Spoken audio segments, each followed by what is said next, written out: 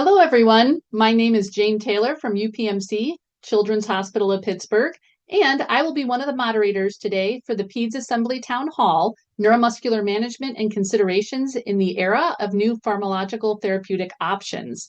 And my co-moderators today are Dr. Pooja Mishra from Helen DeVos Children's Hospital and Dr. Ann Coates from Barbara Bush Children's Hospital. Today, we are going to start off with some presentations.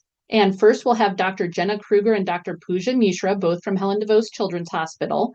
Dr. Jena Krueger is a neurologist, and Dr. Mishra is a pulmonologist.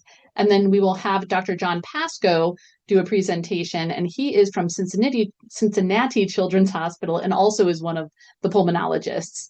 Afterwards, this will go into a group panel discussion, and we put together a robust group today to talk about some of the topics that these presentations are going to bring up.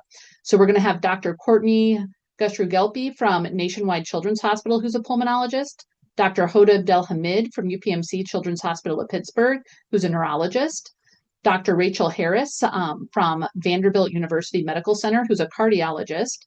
We're joined by Alexis Hazlitt, who's the Senior Director of Clinical Care and Education at PPMD, Parent Project Muscular Dystrophy, which is an advocacy group. We have Dr. Richard Kravitz from UVA Children's Hospital for pulmonology and sleep. We also have Dr. Oren Kupfer from Children's Hospital Colorado, pulmonology. We have Dr. Oscar Hank-Meyer from Children's Hospital of Philadelphia, pulmonology. Dr. Kathy Mosher from Akron Children's Hospital, Physical Medicine and Rehab. We have Dr. Sandeep Puranik from Riley Children's Hospital, pulmonology.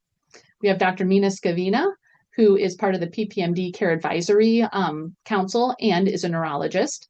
We have Dr. Richard Schell from Nationwide Children's Hospital, pulmonology, and Dr. Sue Apcon from Children's Hospital Colorado, Physical Medicine and Rehabilitation. So with that, I'm going to go ahead and let Dr. Mishra and Dr. Krueger get started. Good afternoon, everyone. I'm Pooja Mishra. I'm one of the PEDS pulmonologists over at Helen DeVos Children's Hospital. And today we're going to be talking about the newer therapies in SMA and Duchenne's muscular dystrophy. And I'm with my partner. Oh, muted. I'm Jena Krueger. I'm a pediatric neurologist here at Helen DeVos Children's Hospital. And along with Pooja, I run the MDA Care Center. And we're a PPMD care center, and we have a gene therapy and gene editing program for neuromuscular. So these are our disclosures for the talk. And then just as a disclaimer, drug names will be used in the context of explaining the available therapies for both SMA and Duchenne's. So kicking it off with spinal muscular atrophy, or SMA. SMA is a progressive neurodegenerative disorder of the motor neurons, which affects 1 in every 6,000 to 10,000 live births. And it's caused by a biallelic loss of function mutation in the SMN1 gene, which is located on the long arm of chromosome 5, which is the 5q section. Non-5q SMA syndromes are related to mutations in genes other than SMN1. So SMA is at the forefront of a really exciting change to drug therapy, gene therapy. And with the advent of the new medication, it's really changed the direction and the clinical course of this disease.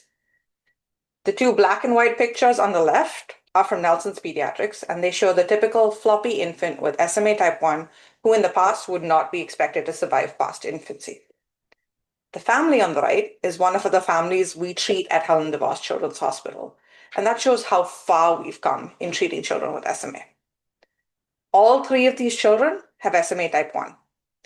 The only difference is the younger two children in front were able to receive gene therapy in the first year of life. So SMA is caused by too little of a vital protein called the survival of motor neuron, or SMN, in the spinal cord's motor neurons. Too little of this protein causes the motor neurons to die and the muscles they control to waste away. And the SMN gene, which produces the SMN1 gene, which produces the SMN protein, is missing or damaged beyond repair in patients with SMA. Humans do have a second SMN-producing gene called SMN2, but this gene's a bad backup because it has very little functional SMN protein. And this deficiency, or this bad backup in the sense, stems from a mistake in RNA editing or splicing. And that's why the genetics become so important. Most forms of SMA map to the chromosome 5q, which contains the survival motor neuron or SMN gene. And SMA, like I talked about earlier, is a homozygous disruption of that SMN1 gene. SMA patients do have at least one copy of the SMN2 gene, and the SMN2 gene only differs from the SMN1 by a single nucleotide transition that results in the exclusion of exon 7. And this results in the formation of a truncated non-function SMN protein, which is shown in orange over here, as opposed to the blue full-length protein. So all types of SMA are caused by the same genetic change, that is a loss of the SMN1 gene, but the spectrum of the disease is more or less identified by the number of copies that the SMN2 of SMN2 that the patient has. And their clinical course is determined by how functional this SMN2 is and how much fully functional protein they're producing. So the questions investigators asked is, can we make more stable and functional protein from SMN2? Or can we re-add the SMN1 gene back into patients? And that's really where the therapies are. Zolgensma works by delivering a new fully functional copy of the SMN1 gene into the body, and it's done by a one-time IV infusion. The other strategy is to boost the SMN2 protein production, and there are two drugs that target this pathway. One, which is Evrysdi or risperidone, and the second is nusinersen or Spinraza. And we'll talk a little bit more about that. So Zolgensma or omnosenogene is a recombinant gene therapy which works by delivering a new fully functional copy of the SMN1 gene into the body, and it's done through a one-time IV infusion, and the gene is delivered by a viral vector AAV9. Once in place, fully functional SMN protein is being produced, and thus the motor neurons survive, and then with these signals being sent to the muscle, it prevents further muscle deterioration. There is toxicity associated with this. So there is known reported hepatotoxicity, thrombocytopenia, and immunogenicity of the viral vector. So steroids are used both immediately prior to the infusion and for up to one plus months until the transaminases are within normal limits. But studies and clinical evidence has shown that early intervention with Zolgensma can help these children achieve motor milestones that they otherwise could not, such as lifting up, rolling over, and even walking. Like we talked about earlier, for SMA patients, they really rely on that SMN2 gene for all their SMN protein.